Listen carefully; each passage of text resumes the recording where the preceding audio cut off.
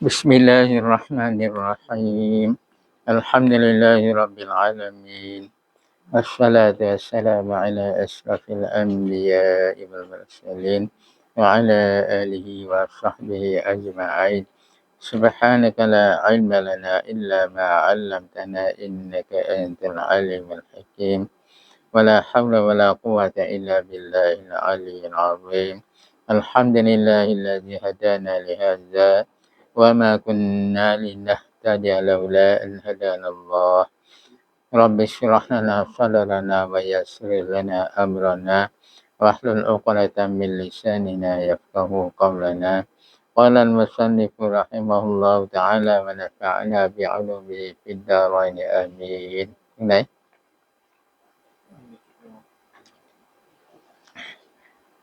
Bismillahirrahmanirrahim dan Citra Qatadah dan Dhahhak dan Maqatil rahimahumullah ta'ala คือในใดบอกกล่าวโดย Qatadah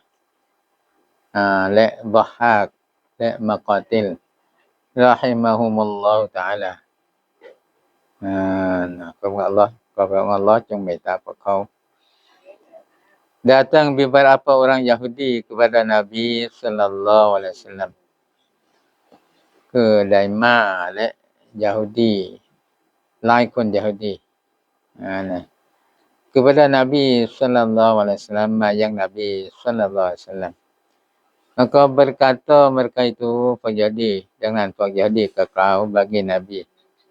kata Nabi sifatkan olehmu bagi kamiจงบอกลักษณะท่านจงบอกลักษณะให้กับพวกเราอาการTuhanmuกับTuhanของท่านบอกที่ว่าTuhanของท่านมีลักษณะพันคือ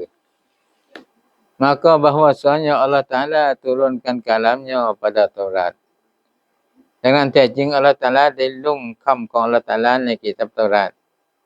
maka engkau khabarkan akan kami daripada apa suatu kejadiannyaดังนั้นให้ท่านนั้นบอกให้พวกเรารู้ว่าจากสิ่งอะไรการเป็นของอัลเลาะห์เนี่ยเป็นมาจากสิ่งอะไร dan daripada apa jenis ia และจากชนิดอะไรอัลเลาะห์นั้นนะ adakah daripada emas atau daripada perak มีหรืออัลเลาะห์นั้นเป็นมาจากทองหรือเป็นมาจากเงิน atau daripada tembaga หรือว่าเป็นมาจากทองแดง maka adakah ia makan dan minum ดังนั้นมีหรืออัลเลาะห์นั้นกินและดื่มอัลเลาะห์ตะอาลามีการกินมีการดื่มไหม dan siapa membesarkan dunia ini และใครเป็นคนรับมรดกดุนยานี้โลกนี้นะใครเป็นคนรับมรดก dan siapa yang mengambil pusaka akan Allah และใครเป็นผู้รับpusakaรับมรดกกับอัลเลาะห์maka sabdanya oleh Nabi kau bahwasanya Allah Taala itu Tuhan kami แต่จริง Allah Taala คือพระเจ้าของพวกเรา Tuhan ของเรานั้น bukan ia daripada suatu ไม่ใช่ว่า Allah Taala เป็นมาจากสิ่งหนึ่งสิ่งใด kerana bahwasanya ia menjadikan segala sesuatu เพราะว่าแต่จริง Allah Taala เป็นผู้สร้างทั้งหมดสิ่งทุกสิ่งทุกอย่าง Allah Taala สร้างมาตั้งเป็นmaka turun surah เลยลงsurah Qul huwallahu ahad Allahus samad dan mana as-samad itu Qul จงกล่าวแก่มุฮัมมัด huwa ยaitu Allah Allahu ahad Allah องค์เดียวจงกล่าวแต่คือว่าอัลเลาะห์ตะอาลาน่ะองค์เดียวเท่านั้น Allahus samad dan mana as-samad itu และความหมายคำว่า samad yang dikosadkan pada segala hajat คือผู้ที่เขามุ่งหวังในทั้งหมด hajat amanya ทั้งหมด hajat ทั้งหมดความต้องการของบ่าวของพระองค์คืออัลเลาะห์ตะอาลาคือเป็นที่มุ่งหวังเป็นที่ขอเป็นที่มุ่งหวังในทั้งหมด hajat ของบ่าว atas berkekalan บนการต่อเนื่องในว่ามุ่งหวังทั้งหมด hajat อยู่ตลอด Yani kuasa ia menunaikan segala hajat hamba-Nya. Maka wa Allah Ta'ala nan sama jikaที่จะtunai ที่จะกระทำทั้งมัธยัติของบ่าวบริการทั้งมัธยัติของบ่าว Dan jikalau dalam masa yang satu sekalipun และถึงแม้ว่าในเวลาหนึ่งสักทีก็ตามคือเอามุฮัดญัตพร้อมกันอัลเลาะห์ตะอาลาให้ได้ในเวลาเดียวlagi tiada rungga baginya ikhlas ไม่มีกลวงไม่กลวงสำหรับอัลเลาะห์ในเมื่อไม่กลวง maka tiada ia makan ดังนั้นอัลเลาะห์ตะอาลาไม่กินของที่กินของกลวงพวกเราที่กินเพราะว่าตานั้นกลวงdan tiada minum และอัลเลาะห์ตะอาลาไม่ดื่มในเมื่อไม่กลวงก็ไม่ดื่มเลยdan tiada beranak และอัลเลาะห์ตะอาลาไม่เกิด artinya tiada keluar wujud sesuatu daripada zatnya Allah yang Maha Tinggi อัลเลาะห์ตะอาลาไม่เกิดที่ว่านั่นคือจะไม่ออกยังสิ่งหนึ่งสิ่งใดมาจากสัตว์ของอัลเลาะห์ไม่มีสิ่งหนึ่งสิ่งใดที่ออกมาจากสัตว์ของอัลเลาะห์yang Maha Tinggi ที่ยิ่งที่สูงส่ง dan tiada diperanakkan akan dia และไม่มีใครเกิดกับอัลเลาะห์ไม่เกิดใครและไม่มีใครเกิดถ้าว่าเกิดใครมาแสดงว่าเป็นผู้ให้กำเนิดเป็นผู้เป็นปอเป็นหมอถ้าหากทุกข์เพิ่นเขาเกิดว่านี่ก็แสดงถ้าทุกข์เพิ่นเกิดแสดงว่าเป็นโรคก็เป็นปอเป็นหมอใครก็มาจะเป็นโรคของใครก็มา artinya หมายความว่า tiada keluar zat Allah itu daripada zat sesuatu คือจะไม่ออกสัตว์ของอัลเลาะห์มาจากสัตว์ของสิ่งหนึ่งสิ่งใด dan tiada sesuatu yang diperanakkan dia และไม่มีสิ่งหนึ่งสิ่งใด yang diperanakkan dia melainkan lagi akan mati ไม่มีสิ่งใดที่เขาเกิดกับมันนั้นยกเว้นสิ่งนั้นจะต้องตายต่อไปจะต้องตายสิ่งที่เขาเกิดสิ่งที่ถูกเกิดนั้นสิ่งนั้นต่อไปจะต้องตาย dan tiada yang mati melainkan dipesakoi akan dia และไม่มีผู้ที่ตายยกเว้นมีผู้รับมรดกกับกันเดียวกันยังมาตีเดี๋ยวนี้ไม่มีผู้ตายยกเว้นจะต้องมีผู้รับสกอ bermula Allah Ta'ala tiada itu tiada mati Allah Ta'ala nan ไม่ตาย dan tiada seorang jua pun yang mengambil pusaka akan dia และไม่มีใครเลยที่จะรับมรดกของอัลเลาะห์ dan tiada menyamai baginya oleh seorang และไม่เสมอเหมือนสำหรับอัลเลาะห์นั้นโดยคนหนึ่งคนใดไม่มีใครสักคนนี่เสมอเหมือนกับอัลเลาะห์ไม่มีสิ่งหนึ่งสิ่งใดสักสิ่งนี่เสมอเหมือนกับอัลเลาะห์ maka menyabit ia dengan firman-Nya maka menyebut ia dengan firman-Nya ดังนั้นอัลเลาะห์ตะอาลาก็ได้ทวงกล่าวโดยอัลเลาะห์ตะอาลากล่าวว่าอัลลอฮุสซอมัดitu Allah tuangด้วยคำว่า Allahu Samad นั้น berkana tiap-tiap barang yang lain itu kepadanya คือว่า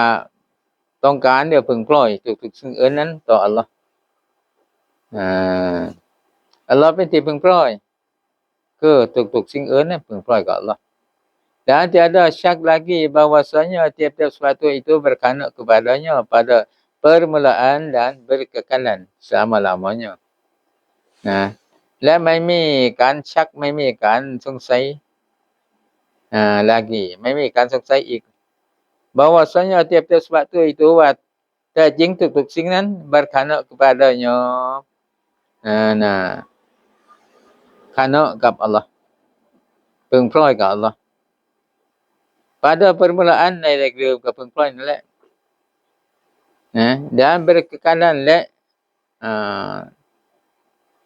คือการต่อเนื่อง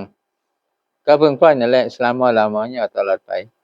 เพิ่งปล่อยเพิ่งเกิดก็เพิ่งปล่อยแล้วก็ต่อเนื่องเพิ่งปล่อยต่อเนื่องไปตลอดนะนะเพิ่งเกิดในแรกเริ่มเพิ่งปล่อยเพิ่งปล่อยให้อัลเลาะห์ตะอาลาสร้างก็เพราะว่าสร้างหยังขึ้นมาแล้วเพิ่งปล่อยไรเพิ่งปล่อยอัลเลาะห์ตะอาลาให้ริสกีอัลเลาะห์ตะอาลาให้ลมหายใจอัลเลาะห์ตะอาลาให้ได้เห็นอัลเลาะห์ตะอาลาให้ได้พูดได้อัลเลาะห์ตะอาลาให้ได้กินได้กลืนได้นะนั้นเพิ่งปล่อยตลอดอัลเลาะห์ตะอาลาให้ยกมือได้ยกตีนได้เพิ่งปล่อยตลอดคือเพิ่งปล่อยตั้งแต่แรกเริ่ม dan berkekalan selama-lamanya และนะตาเสมอไปเพิ่งปล่อยไปตลอดนะada kalanya dengan lisanil hal บางที่เพิ่งปล่อยนั้นเพิ่งปล่อยด้วย lisanil hal อะไรความหมาย artinya หมายความว่า dengan ahwal kelakuannya นะด้วยนะท่าทางนะkelakuannya ลักษณะnah dan ada kalanya dengan sarih perkataan lidahnya แต่บางที่เพิ่งปล่อยนั้นด้วยsarih และชัดเจนคำพูดด้วยลิ้นพูดออกมาชัดเจนนะatau dengan keduanya หรือว่าทั้งสองนะคือทั้ง lisanul hal และก็ทั้งพูดขึ้นมาอย่างชัดเจนyani dengan kelakuannya dan dengan perkataannya เพิ่งปล่อยทั้งสองคือเพิ่งปล่อยด้วยกละกวนด้วยสภาพdan dengan perkataannya และเพิ่งปล่อยด้วยคำพูดนั่นแหละมันอย่างกับlisanul hal นี่ยกตัวอย่างมันอย่างกับก็ทำขนมอยู่บ้านนึงสมัยก่อนนี่ถ้าบ้านไหนแต่ขนมมันเด็กขึ้นเต็มเป็นดาวเลยดาวเลย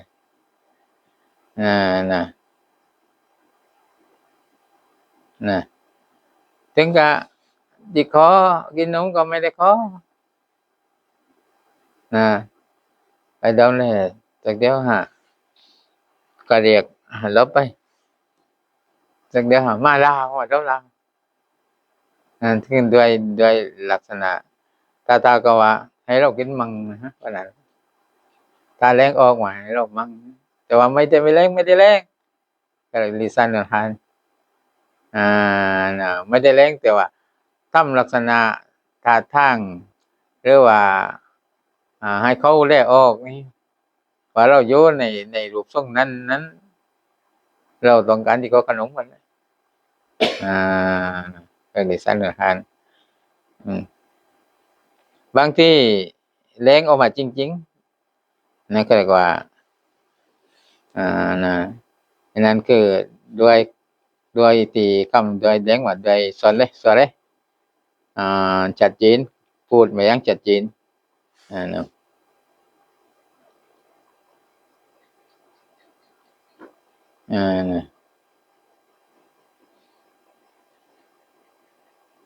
maka menyebut ia dengan firman-Nya ด้วยAllah Taala ได้ท่วงกล่าวด้วยด้วยกล่าวว่า lam yalid wa lam yulad itu lam yalid wa lam yulad tiada ia beranak Allah Taala mikirlo wa lam yulad dan tiada ia diperanakkan dan tiada diperanakkan akan dia Allah Taala ไม่มีลูกและคือไม่มีลูกที่วันไม่เกิดใครนะและอัลเลาะห์ตะอาลาน่ะไม่ตกใครเกิดไม่เป็นโรคของใครไม่เป็นปอเป็นหมอของใครและไม่ได้เป็นโรคของใครอัลเลาะห์ตะอาลากล่าวว่า lam yalid wa lam yulad itu akan wajib kaya ia daripada yang memberi bekas ทวงว่าอัลเลาะห์ตะอาลาไม่ได้เป็นโรค มาน่ะไม่มีลูกก็ไม่เกิดใกล้และไม่มีใครเกิดเนาะท่วงคำว่าlam yalid wa lam yulad akan wajib kaya ia daripada yang memberi bekas ke wajib Allah Taala ต้องมั่งมีจากผู้ที่ให้ร้อยผู้ที่ให้ความสำเร็จไม่พึงปล่อยใคร dan kaya pula daripada bekas และอัลเลาะห์ตะอาลามั่งมีแล้วจากร่องรอยจากความสำเร็จนะไม่ได้พึงกับความสำเร็จนะdan lagi pula menolakkan segala kafir Arab อีกแล้วพูดว่าlam yalid wa lam yulad และปฏิเสธทั้งหมดกาเฟรอาหรับyang mendakwa mereka itu ซึ่งพวกเขาได้อ้าง ada bagi Allah itu anak พวกเขาอ้างว่าอัลเลาะห์ตะอาลามีลูกพอแล้วว่าlam yalid อัลเลาะห์ตะอาลาไม่มีลูกก็แสดงว่าปฏิเสธคำพูดของพวกอาหรับนะที่มันอ้างว่าอัลเลาะห์ตะอาลามีลูกkata mereka itu พวกเจ้าkafir Arab กล่าวว่าmalaikat itu anak perempuan bagi Allah malaikat คือลูกหญิงของอัลเลาะห์ว่าพวก kafir Arab มันว่า malaikat คือลูกหญิงของอัลเลาะห์ dan kata Yahudi และพวก Yahudi ว่าUzair itu anak Allah ว่า Uzair นี่คือลูกของอัลเลาะห์ dan kata Nasrani พวก Nasrani พวกคริสต์ Yahudi พวกยิวYahudi พวกยิวว่า Uzair นี่คือลูกของอัลเลาะห์ kata Nasrani พวกคริสต์กล่าวว่า Isa itu anak Allah Isa คือลูกของอัลเลาะห์ ในเมื่ออัลเลาะห์ตะอาลาว่าlam yalid wa lam yulad อัลเลาะห์ตะอาลาไม่มีลูกและอัลเลาะห์ตะอาลาไม่ได้เป็นลูกของใครปฏิเสธคำกล่าวต่างๆไม่ว่าจะเป็นชาวอาหรับกล่าวว่ามลาอิกะฮ์คือลูกหญิงของอัลเลาะห์ก็ปฏิเสธพวกยะฮูดีกล่าวอุซัยรลูกของอัลเลาะห์ก็ปฏิเสธด้วยคำว่าlam yalid นะและพวกนัสรานีพวกคริสต์กล่าวว่าอีซาเรียกลูกของอัลเลาะห์ก็ปฏิเสธด้วยคำว่าlam yalid dan adalah surah Qul Huwallah ini lekan yang surah Qul Huwallah ni menafikan asal kufur yang 8 daripada Allah Taala และปฏิเสธอาศัยกุฟรเป็นทั้ง8ประการอาศัยกุฟรทั้ง8นะจากอัลเลาะห์ตะอาลา dan yaitu Tuhan itu banyak nah คือปฏิเสธกุฟรทั้ง8นี่อะไรมั่ง yaitu Tuhan itu banyak Tuhanนั้นมากasal kufur ก็ยึดถือว่าอัลเลาะห์ตะอาลามากเป็นกุฟรเลยในเมื่ออัลเลาะห์ตะอาลาว่าwalam yakul lahu kufuwan ahad qul huwallahu ahad จงกล่าวเถิดเฮ้มุฮัมมัดอัลเลาะห์ตะอาลาองค์เดียวเท่านั้นนั่นปฏิเสธคำว่า Tuhan มาก dan berbilang-bilang แล้วก็นับ2 atau lebih นับว่าอัลเลาะห์ตะอาลา2หรือว่าเกินว่า2ถูกปฏิเสธด้วยคำว่า qul huwallahu ahad จงกล่าวเถิดมุฮัมมัดอัลเลาะห์ตะอาลาองค์เดียวเท่านั้น dan kekurangan และปฏิเสธkekurangan ความกุรังความอ่อนแอdan sedikit และปฏิเสธคำว่าเล็กน้อยdan ila ปฏิเสธila ปฏิเสธสาเหตุ yakni wujud Tuhan itu sebab bagi wujud sekalian makhluk คำว่าila ที่ว่านั้นสาเหตุที่ว่านั้นคือยัง Tuhan นั้นสาเหตุเป็นสาเหตุสำหรับการยังของมนุษย์มักลุก dengan tiada ikhtiar โดยที่ว่าไม่มีการเลือกไม่มีการจงใจ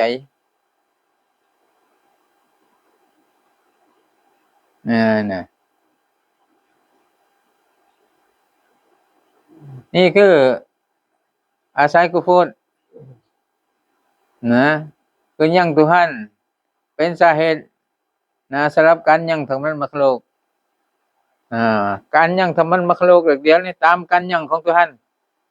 โดยที่Tuhanไม่ได้สร้างที่มันยังตามดอกนี่ก็เรียกว่าอ่าการยังของTuhanน่ะเป็นอิละเป็นสาเหตุยังเช่นนั้นใกล้Pentecost เช่นนั้นเป็นกาเฟเป็นกุโคตแม่นบ่น่ะคือยังmakhluk Tuhan น่ะเป็นสาเหตุในการยังmakhluk ในเมื่อยังTuhan makhluk ก็ยังโดยที่Tuhan ไม่คะเนาะจะให้ยังนั่นแหละก็เรียกว่ายังโดยที่ไม่ได้อิคติยารน่ะ Dengan tidak ikhtiar lagi โดยที่ว่าไม่มีการจำเพาะเจาะจงอีก Dan maklul แล้วก็asal ni kufurทั้ง8นั่นคือ maklul น่ะเป็นสิ่งที่ถูกสาเหตุ yakni wujud Allah itu dikarenakan oleh yang lainnya ก็หมายความว่าอย่างอัลเลาะห์อย่างเดียวได้เพราะโดยสิ่งอื่นได้เพราะโดยสิ่งอื่นคือเพราะอย่างสิ่งอื่นน่ะเอาสิ่งอื่นเป็นเพราะเป็นสาเหตุขึ้นมาเรียกว่าอัลเลาะห์ตะอาลาอย่างนี้หนทางมะลุลหนทางที่ว่าถูกเป็นสาเหตุถูกสาเหตุ Dan syibih และเสมอเหมือนนี่คือเป็นกาเฟรเหมือนกันมีการชิบิฮ์มีการเปรียบเทียบ Dan nazir banding banding เปรียบเทียบ Dan arti syibih itu menyerupai yang sangat hampir serupa และแปลคำว่าชิบิฮ์เดียวนี่คือเสมอเหมือนที่ยิ่งที่ใกล้ความเสมือนเสมือนเหมือนยิ่งที่ใกล้คือเหมือนกันอย่างแรงDan arti nazir itu และแปลคำว่า nazir นี่ jauh menyerupainya เสมือนแล้วแต่ว่ามันไม่ไกลมันไกลมันไม่เหมือนกันเอาเป๊ะๆnazir banding ก็เปรียบเทียบseperti menyerupai satu wajah dalam beberapa wajah itu เช่นว่าไปเสมือนในหนทางหนึ่ง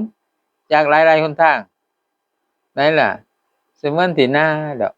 เอิ้นไม่เหมือนตีนแต่เอิ้นไม่เหมือนเสมือนมือดอกเอิ้นไม่เหมือนเขาเรียกว่า nazir ถ้าชิบิฮ์นั้นมันเสมือนไปทุกๆสิ่งแต่ก็แล้วmới chạm mấy cái gì ôแล้วแบ่งแยกไว้ยังไม่ได้ชีวิต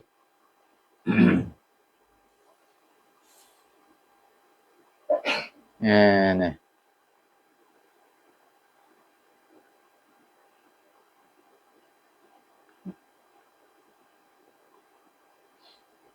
nazir jauh menyerupainya angklai kan semuanya seperti menyerupai satu wajah dalam beberapa wajah itu masuk เหมือนอย่างกับ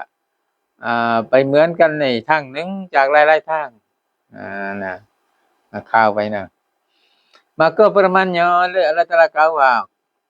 Qul huwallahu ahad itu จงกล่าวแด่Muhammad คือว่าอัลเลาะห์นั้นองค์เดียวเท่านั้นอัลเลาะห์ตะอาลากล่าวว่านั้นมันนาฟีกันกัสเราะห์ปฏิเสธความมากในเมื่ออัลเลาะห์ตะอาลาองค์เดียวแสดงว่าไม่มากเลยมันนาฟีกันกัสเราะห์ปฏิเสธความมาก artinya arti kasrah itu banyak คือในเมื่อองค์เดียวแสดงว่าไม่มาก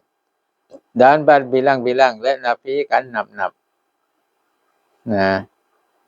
ได้ล่ะก็ไม่มากก็ไม่ต้องนับเลยนับแต่มันคงมาก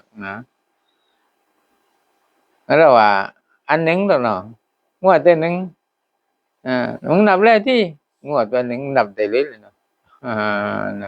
คนหนึ่งนับแล้วที่กี่คนไม่นับแล้วคนหนึ่งคงนับตัวนั้นคงมากนี่มาอัลเลาะห์ตะอาลาองค์เดียวแสดงว่าอัลเลาะห์ตะอาลาไม่มากและอัลเลาะห์ตะอาลาไม่นับไม่มีการนับ Kerana ahad itu เพราะว่าหนึ่งนั้น asal pada zatnya 1 pada zatของ Allah nah 1 zat zat ของ Allah nah แบ่งแยกไม่ได้และไม่มีzat ของใครเสมอเหมือนกับzat ของ Allah นั่นคือ1 zat dan asal pada sifatnya oleh 1 pada sifat sifat ของ Allah 1ในชนิดหนึ่งQudrat 1 Iradat 1 Ilmu 1นี่กล่าวว่า1 sifat และไม่มี sifat ของใครเสมอเหมือนกับ sifat ของ Allah dan asal pada af'alnya และ1ในการกระทำ1ในการกระทำก็ Allah Taala ผู้เดียวที่ให้memberi bekas สิ่งอื่นให้ร่วงโรยไม่ได้ให้ความสำเร็จไม่ได้Allah Taala ไม่หุ้นส่วนกับใครในการสร้าง Allah Taala ไม่หุ้นส่วนกับใครเนี่ยคือ1ก็เรียกว่า1การกระทำและไม่มีการกระทำของใครเสมอเหมือนกับการกระทำของ Allah dan firman-Nya oleh Allah Taala กล่าวว่า Allahus Samad Allah คือที่พึ่งปล่อยที่ขอ itu Allah Taala ว่าปานนั้นmenafikan kekurangan ปฏิเสธความกุรังความด้อยความอ่อนแอแสดงออกไม่กุรังเลยเป็นที่พึ่งนั้นเป็นที่ขอนั่นแสดงว่าAllah Taala ต้องไม่กุรังต้องไม่อ่อนแอdan sedikitปฏิเสธเล็กน้อยartinya tidak umum takluknya Allah เป็นที่พึ่งปล่อยแสดงว่าAllah Taala ไม่กุรังและไม่เล็กน้อย artinya หมายความว่าไม่เล็กน้อยที่ว่านั้นtiada umum takluknya ไม่ umum takluk คือsifat ของ Allah Taala เดียวนี้รู้ไม่ใช่ว่ารู้ของนี้ของนู้นไม่รู้ถ้าว่ารู้มั่งไม่รู้มั่งก็เรียกว่าไม่ umum takluk ได้ยินได้ยินของอย่างเสียงแต่ของไม่เสียงไม่ได้ยินของใครแต่ของใครไม่ได้ยินได้ยินไม่เบแล้วถ้าเบไม่ได้ยินไอ้นี่คือเรียกไม่ umum takluk ไม่ umum takluk เห็นเห็นของใครแล้วของใครไม่เห็นก็เรียกว่าไม่ umum takluk เห็นของไม่บังแล้วของบังไม่เห็นก็เรียกไม่ umum takluk dan firman-Nya Allah Taala กล่าวว่าlam yalid itu lam yalid menafikan ilah ปฏิเสธอิละสาเหตุbagi wujud yang lain bagi wujud yang lainnya serapkan yangสิ่งอื่น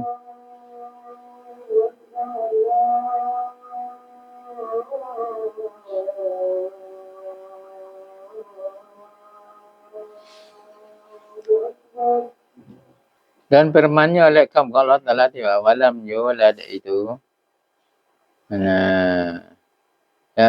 Allah Taala ไม่ถูกใครเกิดนี่ไม่เกิดใครและไม่ถูกใครเกิดนี่ไม่ได้เป็นพ่อเป็นแม่ใคร